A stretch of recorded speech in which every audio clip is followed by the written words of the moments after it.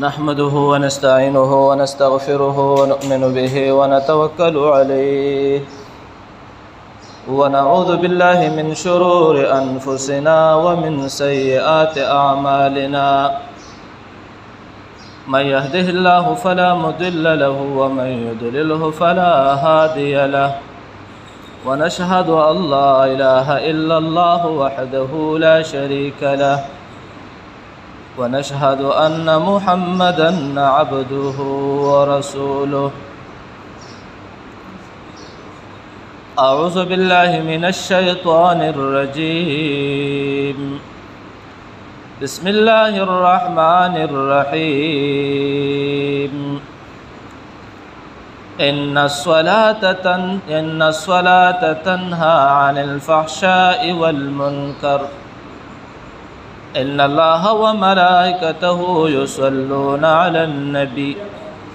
يا أيها الذين آمنوا صلوا عليه وسلموا تسليما زمار نطل بجمان درود الشريف اللهم صل على محمد وعلى آل محمد كما صليت على إبراهيم وعلى آل إبراهيم إنك حميد مجيد اللهم بارك على محمد وعلى آل محمد كما باركت على إبراهيم وعلى آل إبراهيم إنك حميد مجيد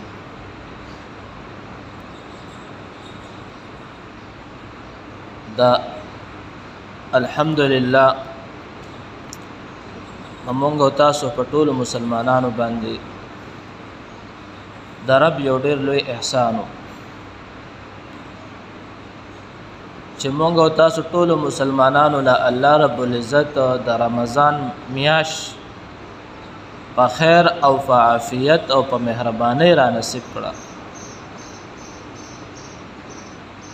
او الله رب العزت زموږ د ټول مسلمانانو په دې کې د عبادت توفیق را نصیب اوس د میاش د شوال لا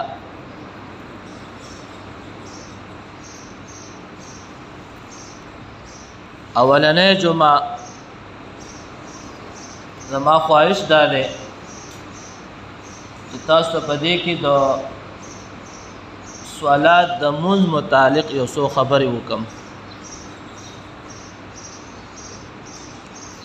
ځکه تقریبا ما د سلور پنځه کاله کې د مونږ متعلق تاسو ته بیان نه دی کړی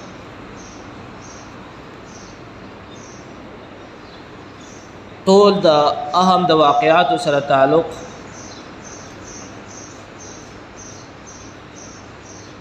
خو مونږ چې کم دی په عربی کې ورته صلات وایي قرآن کریم کې هر ځای سره مونږ چې کم دی صلات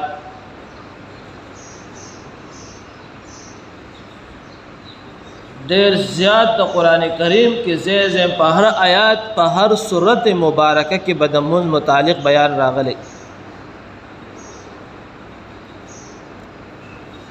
نبی صلی الله علیه وسلم فرمایي حدیث مبارک ته چې بني الاسلام على خمس الا اله الا الله واقام الصلاه وإيتاء الزكاة وصوم رمضان وحج البيت من استطاع إليه سبيلا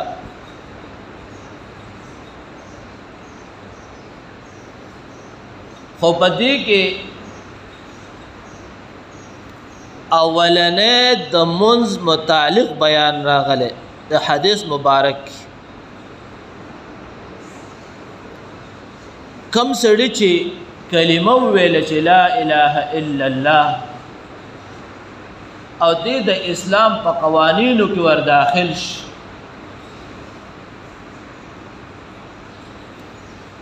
او دې بالغ وي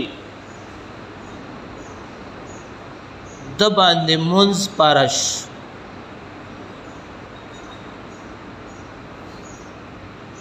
دې په د منځ پابندي کوي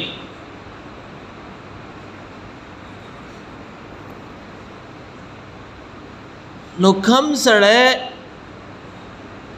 چې د مونږ پابندي نه کوي به تاسو د هغې متعلق هم یو څو خبرې کوم.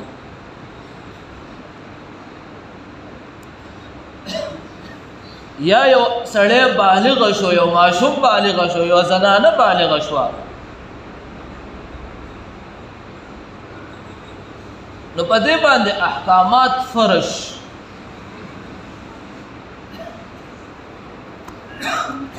نو لاولنې په دې باندې حکم د مونځ فرض دی، به د مونځ پابندي کوي.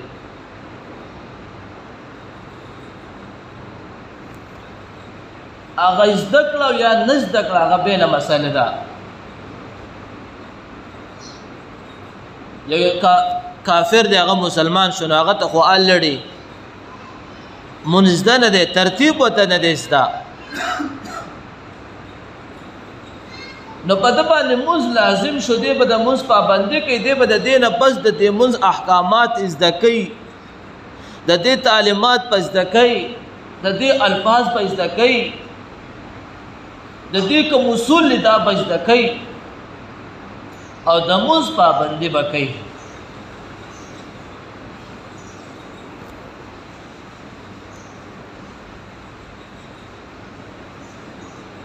څومره انبیا چې الله دنیا ته رالیږلي دي، څومره انبیا او څومره رسولان چې دنیا ته راغلي دي، نو انبیا او رسولان چې دنیا ته راغلي دي نو دوی د مونځ پابندي کړې ده.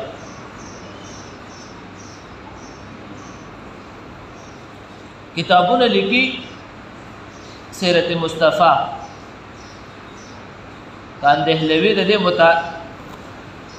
تاریخ کې د نبی صلی الله علیه وسلم تاریخ لیکي چې نبی صلی الله علیه وسلم په د نبوت نه پهلا دی به کم عبادت ډیر کوو. دیو په غار سور کې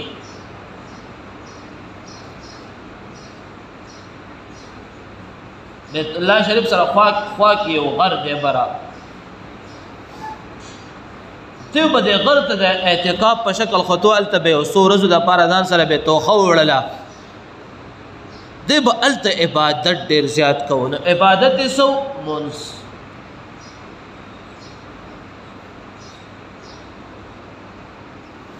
دا ترتیب د صلات د مونځ دا د مخکې زمانې نه را روان دی.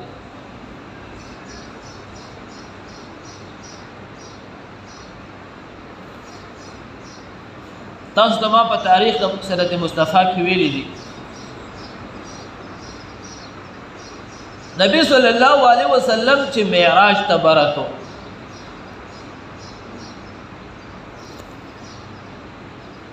او بیت المقدس ته نبی صلی الله علیه وسلم سره ټول انبیا رالل، دا نبی صلی الله علیه وسلم استقبال، ملائکې او فرشتې راغلي مقرب. علماء لیکي چې 1,24,000 کم انبیا نبی صلی الله علیه وسلم ته بیت المقدس کې راجمع شول او نبی صلی الله علیه وسلم د هغې امامت وکړو. نو دا امامت یې په څه کړی و؟ باقاعده دې کې اذان وش، په دې کې اقامت وشو. نبی صلی الله علیه وسلم د ټولو انبیاو ته مونځ په بالجماعت ادا کړ.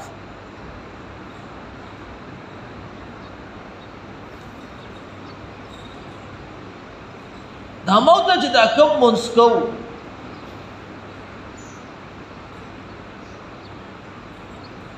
ټول احکامات، د حج احکامات، د رجوع احکامات، د زکات احکامات، نور احکامات، د رمضان احکامات، دا جبریل علیه السلام نبی صلی الله علیه وسلم ته راوړي دي.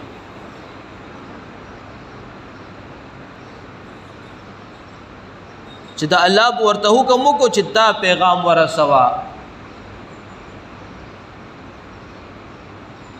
نبی صلی الله علیه وسلم ته پیغام را ورسو و د الله طرف نه دا حکم دی، دا سه عمل جاری کړي. خمس صلات دا الله نبی صلی الله علیه الله جبريل نه دراولې دا پیغام د دې پیغام د پاره الله رب العزت نبی صلی الله علیه وسلم په خپل عرش ته بللې برا لوح محفوظ ته بللې خپل مقام ته بللې معراج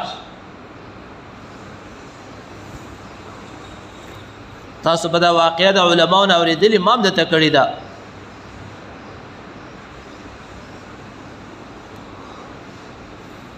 د دې حکم د پاره الله رب العزت نبی صلی الله علیه وسلم برا وبللو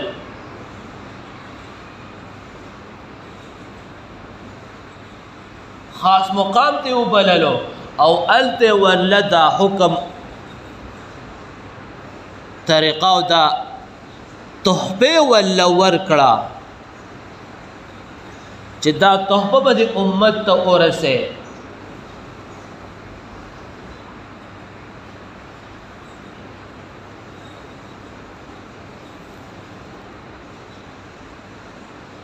نو دې تحفه ته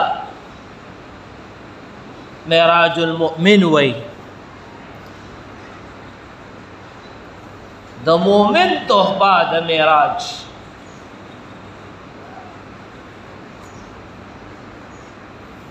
نو ګوره نبی صلی الله علیه وسلم الله رب العزت په خپل باندې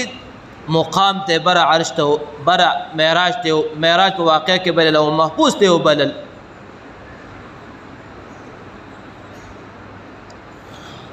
او دا گفت او دا تحفه ولا ورکړه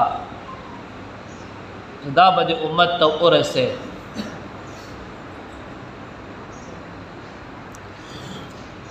د اسلام رکن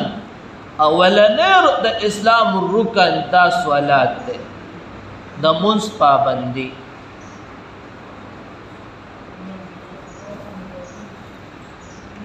علما لیکي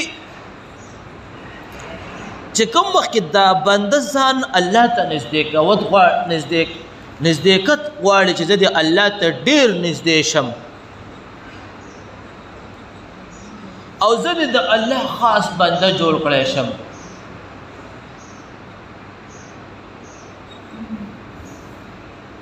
او زه د هر یو د بری عمل نه بند کړی شم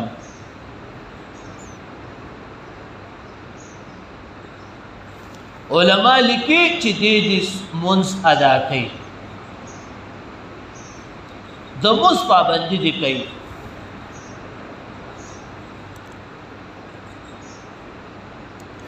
دی به د الله رب العزت خاص سړی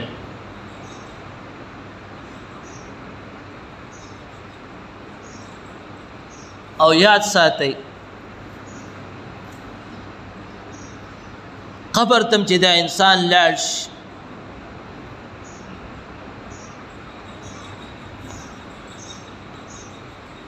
ومن ربک ومن نبیک وما دینک نه پس کم دې سوالات نه پس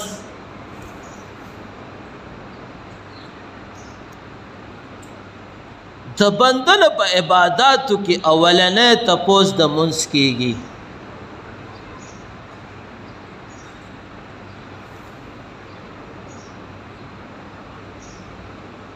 چې مونږ د څنګه ادا کړو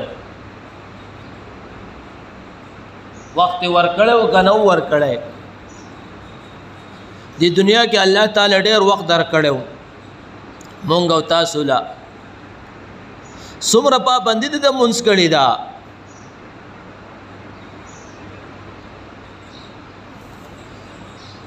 هر یو عمل کې پہلا اقدام د مونږ دی پہلا د صلات دی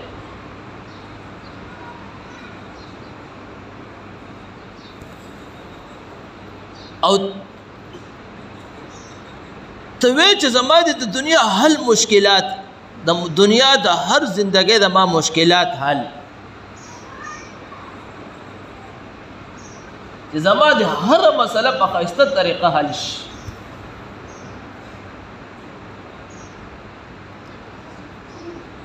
علما لیکي چې د هغې حل المشکلات صلات دی منځ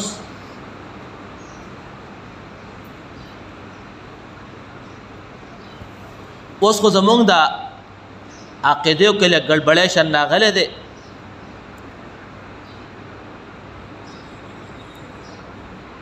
لہذا پخوا زمانه کې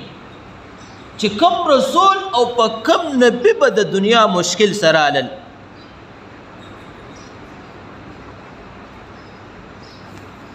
نو دی به مسته رجعان وکړو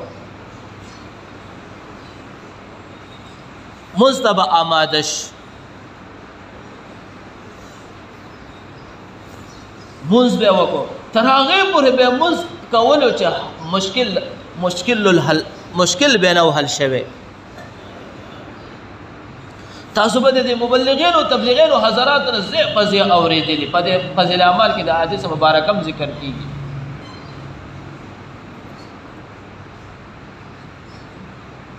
چې کوم وخت یو په صحابو کوم مشکل رال پټاپټ به دیو الله ته رجوع شو د دنیا څه مشکل بچرال دیو به الله ته رجوع شو رجوع والے الله ته پسو په منځو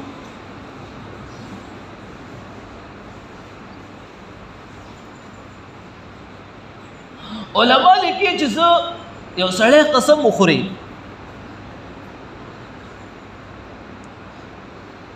سړی قسم وخوري چې به د الله سره خبرې کوم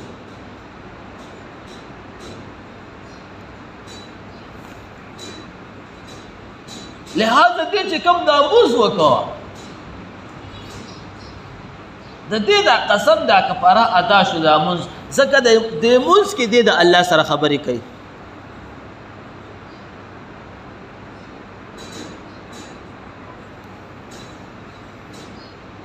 زما ورونو موز دا د اسلام یو اهم رکن دی ټول اهم رکن د الله رب طرف خو موز پکې یو ډېر لوی فضیلت لري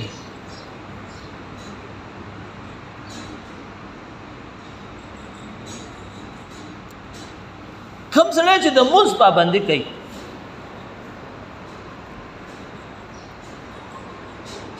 نو د هغې د دنیا هر مشکلات په ډېر په اسانه باندې حل کېږي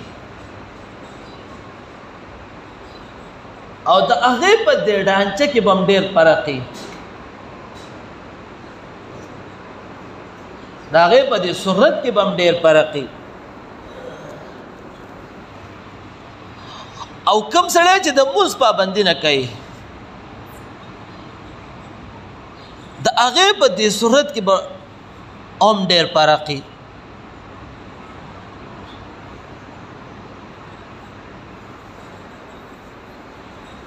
نو مونځ چې کوم دی دا معراج المؤمن دی نبی صلی الله علیه وسلم فرمایي مونځ عماد الدین دی دا حدیث ټوکړه ده عماد الدین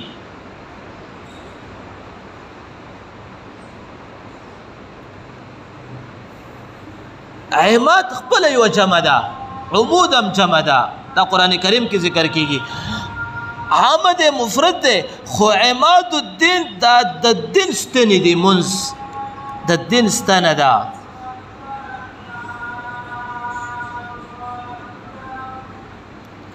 د کوم سړی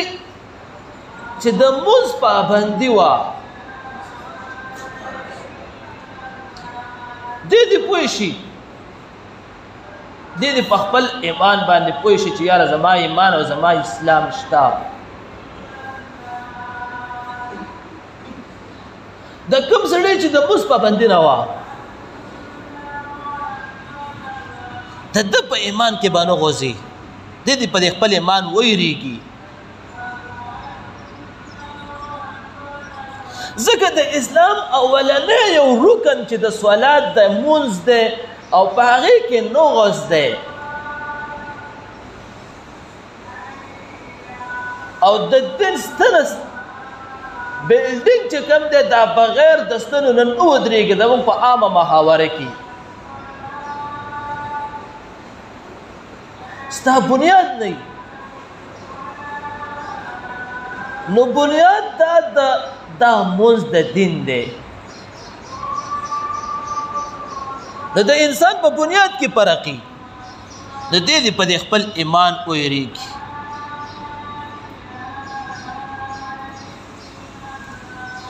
موږ تاسو له دا پکار دی چې د مونځ اهم پابندي وکړو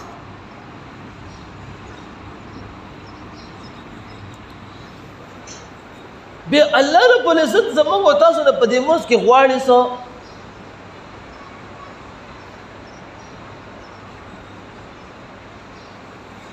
دا زه تاسو ته یو خلاصه ذکر کوم حقیقت ته ویم چې دا په دې کې موږ تفصیلي بیان کوو نو 500 جمعو کې نه ختمېږي خدای یو خلاصتاً ذکر کوم موږ تاسو نه الله په دې مونځ کې غواړي څه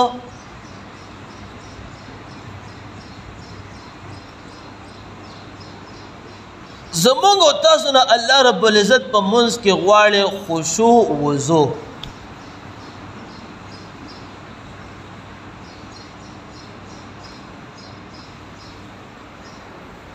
لاول ځان لږ پہچان کول په دې مونځ په دې رکوع سلا سجده سلا قیام شو وغیرہ وغیرہ الفاظ چې کوم دي د دې په مفهوم ځان پوهول پکار دي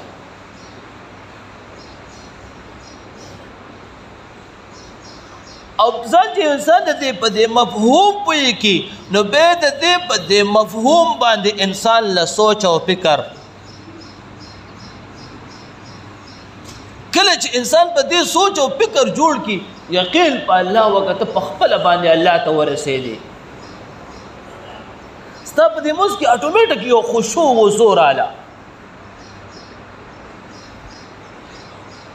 یو انسان د دې په دې مفهوم نه پوهېږي عرب موږ عجم خلک زبان هم بدل دی لاول خو د موږ دپاره دا سوچ او فکر پکار چې موږ به په دې ځان پوهیو پوهې نه یو نو لہذا بیا موږ له په دې کې خشوع او وضو پکار دی چې زه دا مونځ کوم چاته ولاړ یم زما دا ودرېدل چاته دي نو دې وخت کې چې کوم وخت کې دا بنده دی الله ته ولاړ دی نو چې دې وخت کې دا خشوع اټومیټک په خپله باندې چې زه ولاړ یم چاته او په کوم صورت کې ولاړ یم نو لہذا مونږ عرب عجم خلک یو نو دې وخت کې د الله رب العزت د دې د مونځ له لوی درجات ورکوي ځکه یو انسان په یو مسله پوهېږي هم نه او بیا په هغې عمل باندې هغه روان دی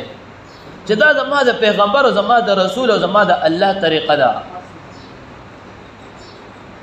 په ما باندې الله دا خبره لازمه کړې ده او زه الله ته ولاړ یم بیا دې له الله سوچن درجات ورکوي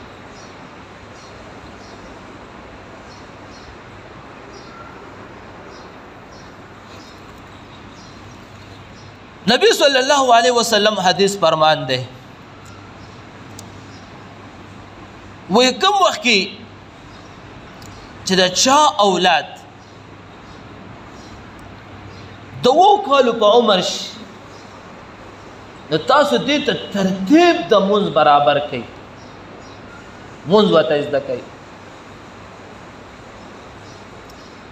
او بیا دې په مونځ باندې اعاده کړئ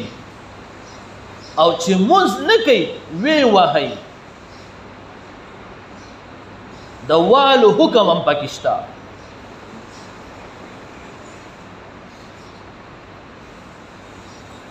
ریاست اسلامی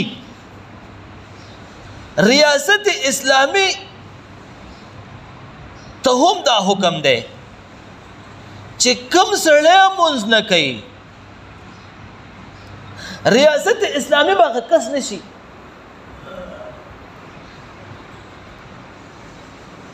او لاول به ته ترغیبات ورکوي چې مونځ وکړه د مونځ اهمیت به ورته بیانوي د هغه په اغزنه کې به د هغې محبت پیدا کوي او چې به هم نه کوي نو ریاست اسلامي ته دومره حکم دی چې د څومره وخته پورې دې قید کولی هم شي او هر قسمه سزا ورکولی شي او ریاست اسلامی دې جلا وطن کولی هم شي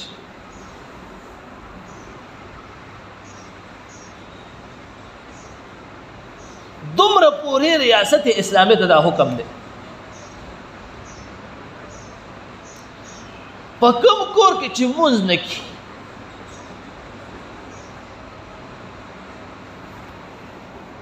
چې په کوم کور کې مونځ کیږي په کومه علاقه کې مونځ کیږي نو په هغه علاقه او په هغه کور باندې خصوص د الله رحمت وي او چې په کوم کور کې مونځ نه کیږي په کوم علاقه مونځ نه کیږي نو د دې عکس دی عکس ده چې هلته به د الله رحمت نه نو چې رحمت نه نو غضب یې دی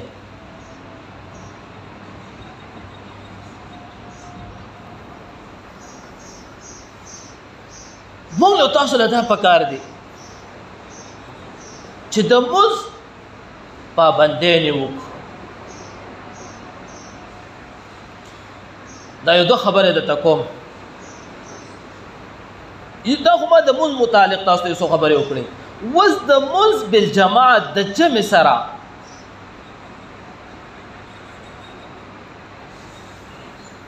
د نبی صلی الله علیه وسلم نه چې مخکې دنیا ته څومره انبیا او رسولان راغلي دي نو د هغې د دین مطابق د اصول مطابق د طرقو مطابق چې مونځ به بغیر د بالجماعت نه ادا کېدو مخصوص عبادت خانه کې به د هغه مونځ کېدو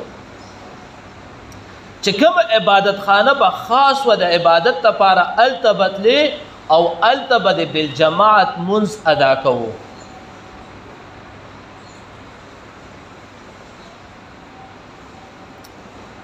د یو انعام الله رب العزت محمد رسول الله صلی الله علیه وسلم له ورکړی دی که د مشرق او که د مغرب او که د شمال او که د جنوب او که په عبادت خانه کې او که په غیر عبادت خانه کې مونځ به ادا کې دا خاصیت صرف نبی صلی الله علیه وسلم لا تعین د مونځ عبادت خانه پورې نشته خو لہذا نبی صلی الله علیه وسلم به د بالجماعت د مونځ ډېر اهمیت بیان کړی او دا هم ویلي دي چې یو سړی هغه جماعت ته مونځ ته بالجماعت مونځ ته نه راځي زه د نوجوانانو ته حکم وکم چې خشاک را جمع کم دا حدیث مبارک دی چې د هغې کورونه وسوځوم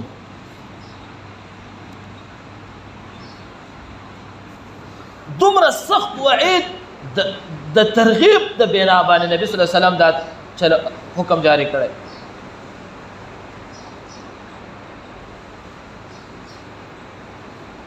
درې امامان فرمایي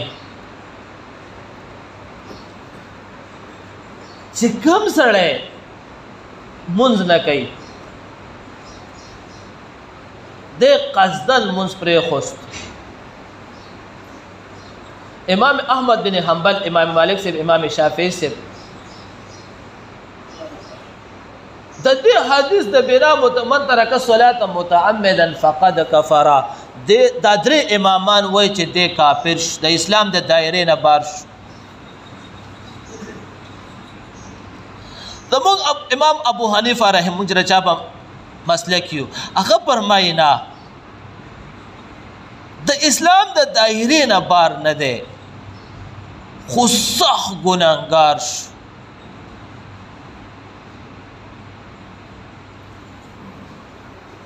دومره حد پورې دې کس له سزا پکار ده چې د ده په بدن باندې زخمی شو چې وینه ترې وبهیږي.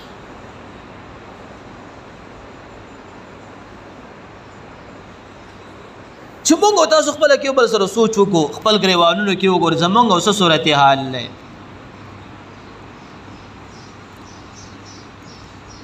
منو چې مونږه دا څلور منځونه ډېر په پابندۍ باندې کوو، ظهر عصر مغرب عشاء، خو د سحر په مونځ باندې مونږ له خوب ډېر راپاڅېدی نه شو. یا ساتې ګوره د 15 وخته مونځ به زمونږ نه تپوس کېږي. کله چې د انسان سره د شپې نه د سحر د مونځ اهمیت وي چې زه مونځ ته پاڅېږم، زه تاسو ته په انشاءالله دا لفظ ویم چې دی به پاڅېږي. او کوم وخت کې چې د بنده د سحر د مونځ اهمیت نه چې خوب به کوم، سوچ او فکر یې نه د ده د شپې نه اراده بدله ده، دی نشي پاڅېدی. او یا ساتئ کوم وخت کې چې دا انسان د سحر د مونځ پابندي وکړي، د ورځ د خطو د مونځ اولنۍ د پابندي وکړي، الله رب العزت بدله د دې څلور وختونو پابندي په خپله ورکوي. او کوم وخت کې چې دی د سحر د مونځ د ورځ د خطو نه پابندي ونه کړي، نو دې ته به نوره هغه وخت میلاو نشي. که میلاو شي خواخوا دې خوا به ورته میلاو شي. زما ورونو، مونږ او تاسو چې ځان الله ته نږدې کول غواړو، چې الله ته د نږدې شو، او د نبی صلی الله علیه وسلم خاص امتیان دې جوړ شو، او الله رانه راضي شي، الله رانه خوشحاله شي چې د مونځ پابندي وکړو. یوازې دا مونځ ګوره دین نه دی چې موږ د ټول نه چوړ په دې مونځ باندې کېښوستو. مونځ دی، روژه ده، حج دی، زکات دی، د مخلوق سره لین دین تجارتي ماحول صفا کول، هغه د دین په اسلام په بنیاد کې چلیدل. یو سړی هغه وایي چې یاره بس زه د نور هر څه ګډبډی شم، خو دا مونځ دې ټیک کوم. انشاءالله تاسو یو وخت به راځئ چې دا مونځ به دې د هر څه نه بندی. په دې د نبي صلی الله علیه وسلم فرمان موجود دی. صحابو نبی صلی الله علیه وسلم ته د اخرنۍ خبره کوم ټیم ختم دی. صحابو نبی صلی الله علیه وسلم ته شکایت وکړو، یا رسول الله مبارک، یو صحابي متعلق هغه وخت د زمانې سره نوی اسلام ته یو کس راغلی و، وایي دا پلانکې کس خلام کوي او مونځ هم کوي. نبی صلی الله علیه وسلم ورته وفرمایل، وایي داسې وخت به راشي چې دا مونځ به د هر څه نه دی بند کړي. لږ وخت بس داسې وخت رالو چې هغه سړی الله رب العزت بزرګ جوړ شو. صحابه قاضم ټول بزرګان اولیاء بزرګان دي، بزرګان د الله ولیان دي، خو هغه سړی به خاص سړی جوړ شو. مونږ او تاسو چې د مونځ پابندي وکړو، دا مبلغین حضرات فرمایي وایي مونځ چې څوک پابندي کوي 4 انعامات الله ورکړي. 5 انعام الله ورکوي، یو په دنیا کې او 4 په آخرت کې ورکوي. نو په دنیا کې چې د څومره مشکلات دي، هغه د دنیا زندګي به ډېره بهترینه تېرېږي، نور به الله په آخرت کې ورکوي. عزتمندو چې بالخصوص مونږ او تاسو ټول پکور کې کم مشري هغه له دا پکار چې هغه کشرانو ته دا دعوت ورکړي چې د منځ پابندي او باقاعده تپوس هر پلار د خپل بچي د تپوس پکار چې بچي مونږ دې کړه کنه دې کړه مونږ د دنیا هر تپوس داغه نه کولای شو خو د منځ تپوس خاص وکړو نو هر مشر لا د کور مشر لا دا پکار چې موږ د خپل بچو د خپل د زنانو نه د هر سنه د منځ تپوس وکړو نو الله دې به ما تاسو ټول د اعمالو کولو توفیق را نصیب کړي واخر دعوانا الحمد لله رب العالمین